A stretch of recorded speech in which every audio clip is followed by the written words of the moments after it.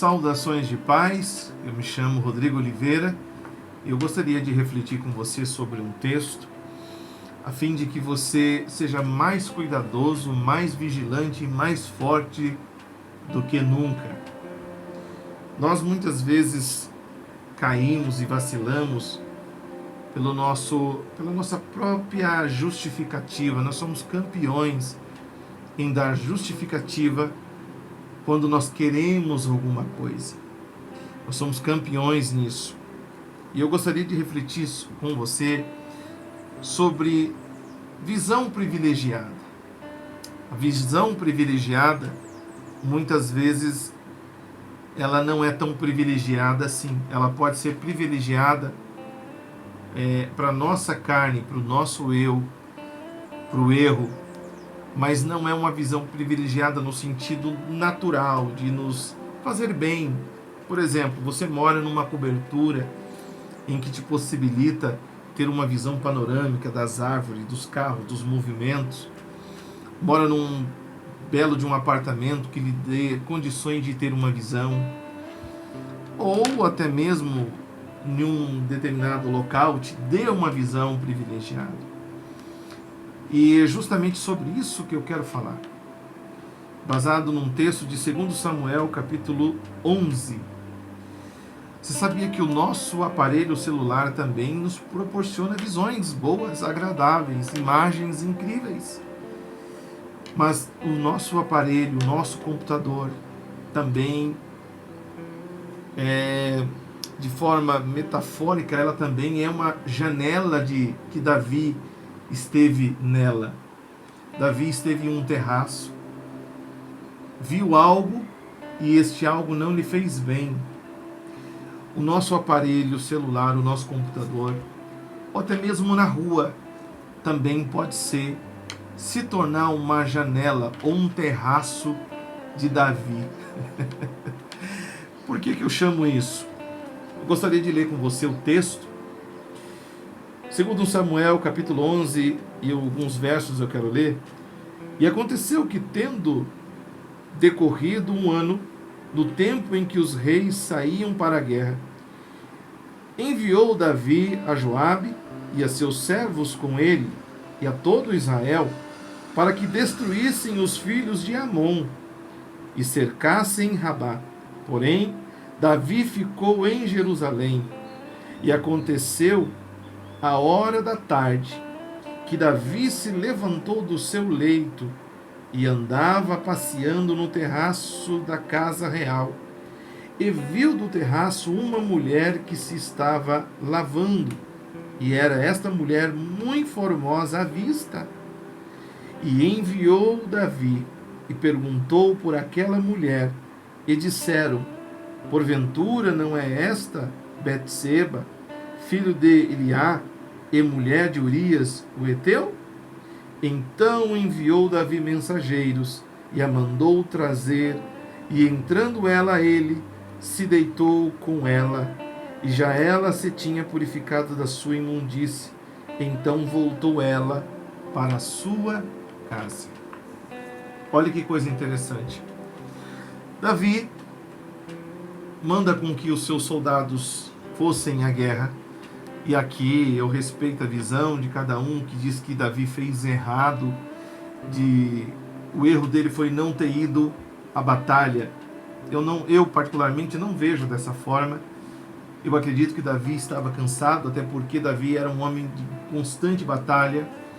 Davi, desde a sua infância, foi um homem de batalha. E eu creio que não foi um erro o fato dele ter ficado no seu palácio descansando. O erro de Davi, como também muitas vezes é o nosso erro, é de ser vagarosos na vigilância. O nosso adversário, a Bíblia diz que ele anda ao derredor procurando quem possa tragar. E o nosso adversário, ele procura várias ocasiões por palavras, gestos, atitudes, olhar, pensamento, coração, ouvidos, enfim. Várias situações podem nos fazer afastar de Deus e nos levar a cometer algo não simples, algo pesado. que pode comprometer a nossa vida familiar, a nossa vida física, a nossa saúde mental, espiritual, o nosso relacionamento com Deus, obviamente, o relacionamento do esposo para com a esposa para com o esposo, o filho para com a sua mãe, a mãe para... Enfim, inúmeras situações podem acontecer. E Davi, então, ao acordar-se do seu palácio, da sua cama, do seu palácio real, ele levanta e sai caminhando. E Davi, sendo vagaroso, como já dissemos na vigilância, Davi, enquanto estava na batalha, estava atento o tempo todo. Pode ser que venha uma lança, pode ser que venha uma espada, pode ser que venha um arco, flecha, pode ser que venha uma funda. Então Davi sempre estava ali atento. Por isso que ele era um grande guerreiro. E Davi jamais imaginou que uma grande, profunda, repare, uma grande e profunda batalha estava no seu palácio, na tranquilidade, sem grito de exército, sem grito de guerra, tranquilo. Eu tenho soldados na porta da minha casa. Eu tenho soldados à porta do meu quarto. Estou protegido. Não ouço barulho, alarido de guerra aqui. Guerra está em outro lugar onde os meus homens estão. Aqui não, aqui eu estou tranquilo. E justamente esse senso de tranquilidade, o fato de Davi não estar numa guerra propriamente dita, lhe trouxe a convicção e a confiança de que ele estava totalmente tranquilo. Nada poderia acontecer com ele. E repito, eu tenho soldados esparramados pelo palácio. Eu tenho soldados na porta do meu quarto. É só eu fazer assim, eles rapidamente entram, pronto a matar, aniquilar qualquer um. E você sabe que essa sensação de tranquilidade muitas vezes vem sobre nós? A gente, quando está tranquilo, pensamos que não estamos sujeitos à vulnerabilidade. Só estamos atentos quando estamos em um lugar que apresenta risco físico a nós, ou até mesmo risco espirituais. Quando eu estou na rua, eu tenho que redobrar minha atenção. Quando eu estou no trabalho, eu tenho que redobrar minha atenção, porque lá tem algumas pessoas que falam palavrão constantemente, a homens, a mulheres depravados, então eu tenho que redobrar a minha atenção. Mas muitas vezes, dentro da nossa casa, na quatro paredes, a gente pensa assim: estou tranquilo, estou imune de sofrer qualquer tipo de situação e de tentação aqui. E é aí justamente que nós estamos enganados. Você pode ser tentado, você pode estar dobrando o seu joelho e no momento de levantar os seus joelhos em agradecimento a Deus, você está correndo o risco de sofrer uma tentação. Um pensamento que vem e por um momento você correu o risco de alimentá-lo, você já se tornou uma presa para o inimigo e da sua carne. Às vezes você acabou de sair de um profundo culto no caminho da sua casa. Estou em casa, não corro risco de tentação nenhuma. É aí que você está enganado. De repente, o seu vizinho pode lhe tirar do sério e você cometer algo que jamais você imaginou que cometeria. Algo muito comum e corriqueiro até, infelizmente. Estou no celular, TikTok, Instagram. Ali você também está vulnerável. Nós o tempo todo somos alvo do inimigo e alvo da nossa carne. A Bíblia diz que o nosso espírito sempre está pronto em agradar a Deus, mas a nossa carne não. A nossa carne nunca está pronta em rejeitar aquilo que desagrada a Deus. em rejeitar aquilo que é imoral, que é insano. E essa palavra não se refere só em atos sexuais, em pornografia, em pensamentos libertinosos, não. Inúmeras situações podem acontecer na nossa vida. Eu quero dividir com você uma experiência. Certa feita, lógico, na presença de Deus, estou no caminho da igreja e um indivíduo havia parado o carro num lugar obstruindo o caminho e fez isso até, acho que de propósito, e foi na sua casa tomar banho. Naquele momento entrou em mim uma indignação, uma revolta, e eu já estava pronto para bater palma na casa dele e falar poucas verdades para ele. Quando eu ia fazer isso, o Espírito Santo de Deus me fez lembrar de um sonho que eu havia tido creio eu, acho que 1 dia ou 2 dias antes. E o sonho era justamente similar com aquela situação.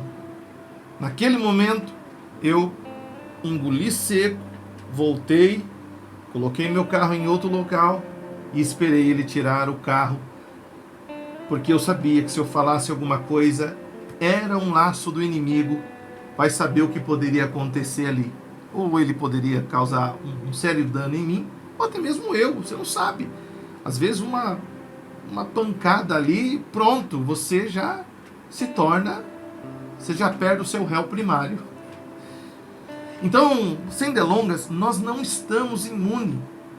Mesmo dentro da nossa casa, mesmo fora daquele ambiente em que você corre o risco de sofrer tentação, dentro do seu carro, dentro da sua casa, você está sujeito a ser um alvo da sua carne, um alvo do inimigo.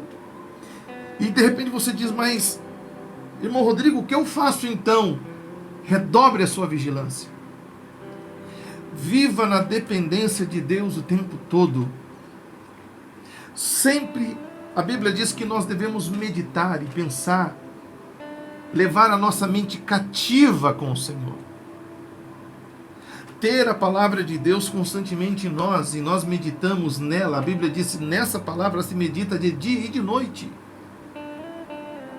E nessa palavra, quando a Bíblia diz para a gente meditar dela dia e noite, não é só para nós conhecermos, é porque quando você medita nessa palavra dia e noite, ela sempre vai te alertar, opa, isso não é agradável, viu, isso aí é uma cilada do inimigo, não fala isso, não faça isso, tome cuidado, saia fora disso, isso aí é uma estratégia, uma armadilha que a sua carne, o inimigo está planejando para você, e você rapidamente sai daquilo ali.